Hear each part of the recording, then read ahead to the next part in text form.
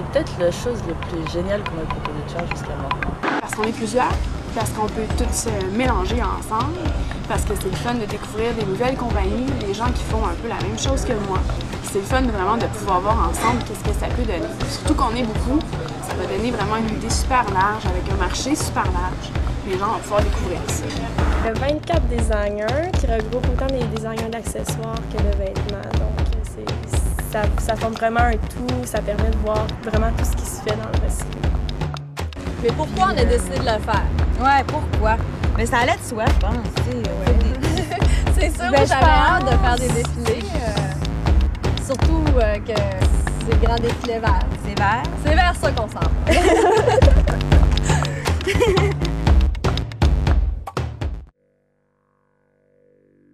Dès que j'étais petite, je voulais être designer de mode. Depuis que je suis petite, que je fais de la mode recyclée.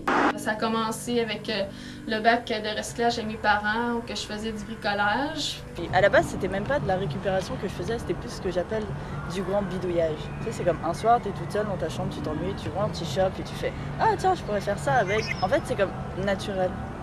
Depuis le temps que j'aime ça, à peu près depuis que j'ai 5 ans, j'adore la mode parce que ma marraine Anne-Marie qui est dans la collection Bring, je trouvais que c'était vraiment passionnant qu'est-ce qu'elle faisait, puis je voulais poursuivre un peu son rêve, puis en même temps c'était mon rêve à moi.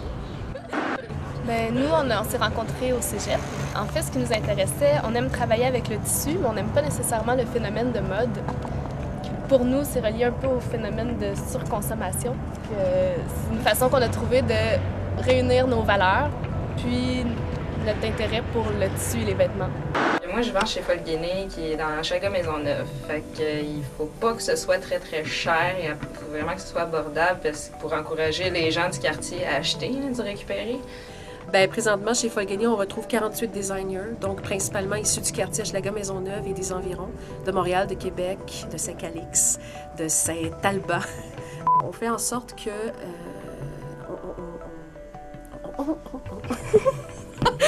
on sauve une partie de la planète dans le sens où C'est quoi ta question?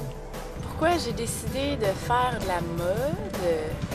Vu que je suis déjà comme en vélo, tout ça, j'ai déjà des petits morceaux de partout. Je me suis dit des sacs, ça va être parfait. Là. En plus, recyclé, c'est vraiment... je trouve que c'est une bonne idée. Puis ça fait partie de mon mode de vie un peu. Faire du recyclé parce que je vois un peu ce qui se passe dans le monde, puis un peu partout, puis au niveau de la politique, au niveau de la pollution, puis ce qu'on jette dans notre poubelle, puis les actions qu'on essaie de faire. Puis je trouvais ça le fun de, dans le fond, récupérer des trucs pour en faire des vêtements. Plus que le monde qui crée, plus que de récupération qui se fait, en sensibilisant les gens, comme ça, la mode écolo, bien, les gens ils vont penser plus revalorisation, puis ils vont faire attention. La meilleure façon de faire une collection super créative, c'est de s'inspirer de matières récupérées parce que finalement, chaque vêtement est vraiment différent puis c'est une nouvelle idée à chaque vêtement, à chaque concept. Moi, je fais partie des arts visuels et puis en fait, c'est la mode qui m'a récupérée. Donc là, c'est un spécial puisque c'était un spécial qu'on nous demandait pour le défilé vert. Comme moi, je suis la dernière, moi, j'ai fait la robe de mariée. Alors, ce que vous voyez sur la table présentement, ce sont des morceaux seulement de la robe de mariée pour que ça pousse. J'étudie en mode, mais c'est la première fois que j'ai une expérience vraiment, une grande expérience avec le domaine du recyclé. Puis ce que j'ai remarqué, c'est que contrairement à la mode en général, si on veut, les gens dans ce domaine-là ont beaucoup de coopération ensemble, ils vont s'entraider. Et oui, je sens, c'est incroyable, c'est l'aspect communautaire. On se réfère, on crée des liens, il y a un réseau incroyable qui s'installe.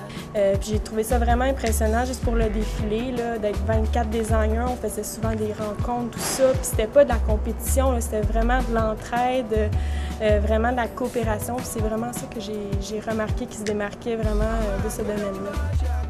Mais aussi récup parce que si on récupère du tissu, on peut jamais faire 2 modèles pareils. À cause de ça, ben là, ça fonctionne avec ma ligne d'idée de la différence et du respect de la différence de chaque personne, étant donné que jamais un modèle pareil. Donc comment faire pour que les gens se réattachent à ces vêtements-là? Donc le vêtement en gazon, c'était une bonne idée parce que si toi tu m'en achètes un puis que je te le donne, il va falloir que tu le fasses pousser chez toi, il va falloir que tu l'arroses tous les jours, il va falloir que tu l'étales à plat comme ce que je fais en ce moment. Puis ça prend à peu près 3 semaines, 21 jours, le temps que ça pousse et que ce soit prêt à porter. De toute tout en sachant que tu peux le tondre aussi, tu peux le tailler, lui donner des motifs, lui faire des formes, rajouter des affaires dedans. La mode, elle se change tout le temps, mais elle revient tout le temps. Donc, on peut conserver les vieux vêtements, puis après ça, on le ramène et on change quelque chose. Les vieux vêtements que tu peux reprendre de toutes les époques différentes, toutes les choses pour créer justement des nouvelles époques à partir de là. Genre, c'est comme un second souffle que tu donnerais aux années 2000 parce que finalement, tu as les années 60 qui ont été marquées par de très grandes choses, les années 80 aussi, puis t'as l'impression d'arriver aux années 2000 qu'il n'y a pas vraiment de grand courant qui comme marqué ça. Et peut-être qu'avec le vêtement récupéré, tu peux partir après, je sais pas. On n'a pas tout créé, mais pratiquement. Tu sais, ça sert à rien de créer pour jeter tout le temps. On a fait ça depuis des temps et des temps, puis on voit que ça marche pas. Il faut qu'on en vienne à d'autres choses aussi. Oui, c'est difficile. Ben, moi, je serais tellement dans ce que je fais, c'est pour ça que je le vois pas. C'est sûr que je gagne pas ma vie. On mange du pain et de l'eau quand on est artiste. Oui, je te dirais que c'est plus difficile de percer dans ce domaine-là. Premièrement, parce que les gens connaissent pas ce que ça l'amène, en fait, de faire du recyclé. C'est bien plus mathématique. Hein. Ça n'empêche, là, quand tu as un petit morceau de tissu, il faut que tu rentres tes morceaux de patron là-dedans, là, il faut vraiment que tu réfléchisses. Là. Comme ce chandail-là, tu fais des coutures par-dessus, tu mets des patchs, mais ça, tu le découpes dans des chandails, dans des pantalons. Tu sais jamais de quoi ta collection va avoir l'air, tu sais, parce que c'est tout le temps à la dernière minute, tu vas retrouver un morceau de quelque chose. Comme une peinture un peu. Chaque sac est vraiment très unique, c'est vraiment très coloré. C'est vraiment... chacune a une personnalité différente. Tous des boutons différents, faut tout que je les lave, que je coupe les petits fils, parce que c'est ça, les gens souvent ils disent « Ah oui, moi les boutons, je les prends, puis je les coupe comme ça, puis je les mets dans mon pot. » Puis moi, c'est ça que je récupère. C'est de partir de rien, puis de faire un produit, un beau produit fini. C'est vraiment ça le but. J'ai essayé de trouver en fait ce que moi, je n'étais pas capable de recycler. Par exemple, le plastique, ben, c'est imperméable, fait que je vais en faire des imperméables. Puis la mousse de sécheuse, c'est chaud, tout ça, je vais en faire des petites vestes. Puis il fallait que je trouve, dans le fond, une deuxième vie au truc qui avait déjà été utilisé. Première question, quand ils rentrent ici, est-ce que c'est une friperie? Puis là, à ce moment-là, je leur explique le concept. Là, je leur explique que oui, j'ai des vêtements neufs, j'ai des vêtements recyclés, j'ai des créations à partir de matières recyclées. C'est à vous de choisir. C'est sûr qu'il y a une petite partie des vêtements neufs qui m'aide justement à combler une clientèle. Les gens, ils trouvent ça génial, qu'est-ce qu'on peut faire avec des matériaux récupérés. Mais aussi, des fois, ils comprennent pas. Ça dépend, tu sais, surtout par rapport au prix, par rapport à... pourquoi, tu sais, ils ont de la misère finalement à associer le fait que ça soit récupéré à ce que ça soit vraiment des vêtements uniques, puis comme des vêtements de designer finalement. Mais au niveau du prix, souvent, c'est là le problème, parce que les gens qui s'intéressent à ça, c'est pas nécessairement les gens les plus riches. On recrée quelque chose, donc c'est sûr que c'est un peu plus cher. Le monde, il trouve ça cher. J'aurais pensé que ça serait moins cher. C'est donc bien dispendieux, mais il y a une raison à ça. C'est 2 fois plus long à faire, je crois.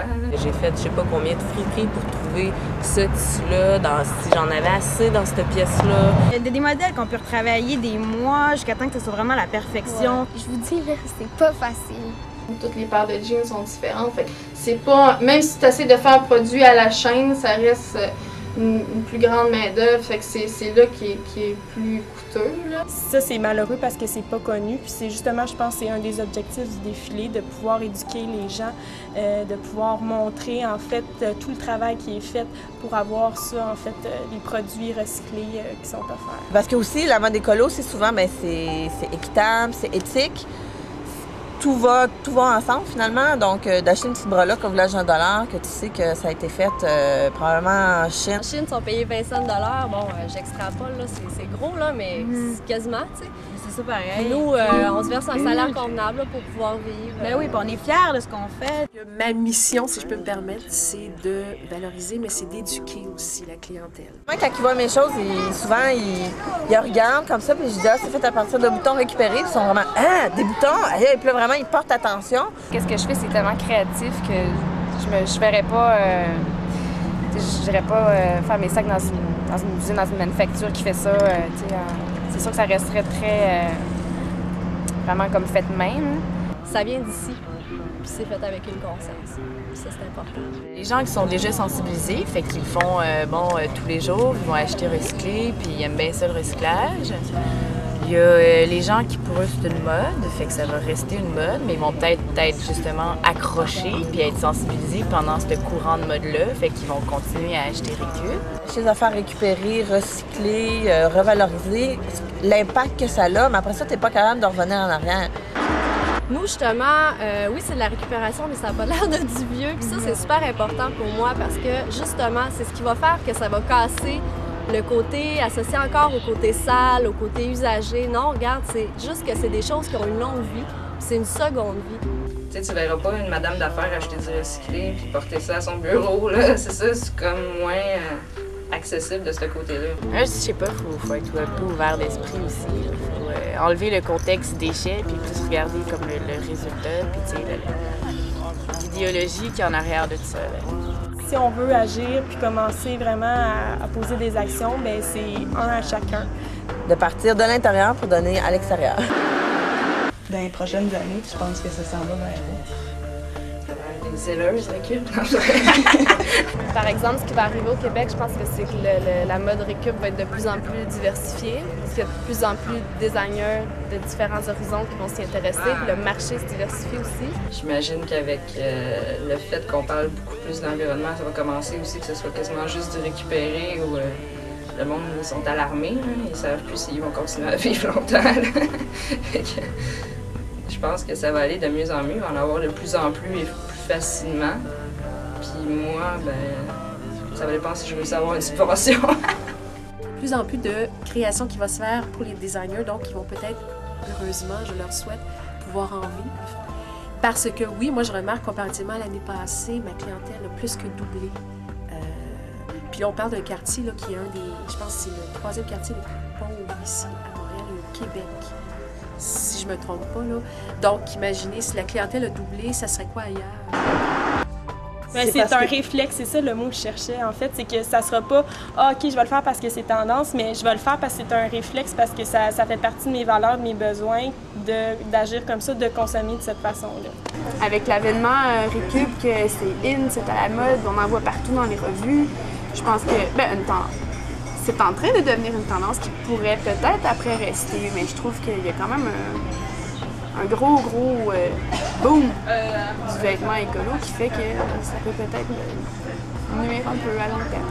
C'est vraiment la mode là, cet été. Tous les sacs d'épicerie, tout ça, tout le monde s'intéresse à ça. C'est vraiment... Pour l'instant, je pense que c'est vraiment l'accessoire mode. Là. Même devenir végétarien et tout ça, c'est comme toute une tendance, mais je pense que ça s'en vient vraiment. Le virage vert, le monde il commence à comprendre, je pense. Souvent, les gens parlent, là, oui, c'est une tendance au vert. Moi, j'espère que ça va rester plus qu'une tendance, ça va devenir un style de vie, un mode de vie. Parce que pour moi, j'ai pas nécessairement envie de rentrer dans la tendance mode, mais beaucoup plus dans la nécessité de s'habiller de façon récupérée. Ben, des fois, je pense que faire des achats réfléchis, puis peut-être acheter moins, mais acheter bien, à la longue, c'est gagnant pour tout le monde, autant pour ceux qui dépensent que pour ceux qui travaillent avec des valeurs aussi de leur travail. On doit faire par foyer, je sais pas, peut-être une tonne de déchets par année. Mais tu sais, cumule ça sur 60 ans de vie pendant, je sais pas, 200 ans. À un moment donné, on va les mettre tous les déchets, on construit des maisons par-dessus, puis... Je pense qu'il faudrait conscientiser les gens, pas juste au niveau de l'environnement, aussi au fait, parce que d'une designer à l'autre, c'est sûr que tous nos modèles sont tout le temps différents. Fait que ça serait de conscientiser les gens au fait que chaque personne est unique et que tu peux porter quelque chose qui te représente. Moi, j'espère en fait que ça va aider vraiment à changer la mentalité des gens ou même leur façon d'agir ou de consommer. J'ai hâte de voir la réaction. Ouais, moi aussi. Vraiment beaucoup. Énormément. Bon spectacle tout le monde!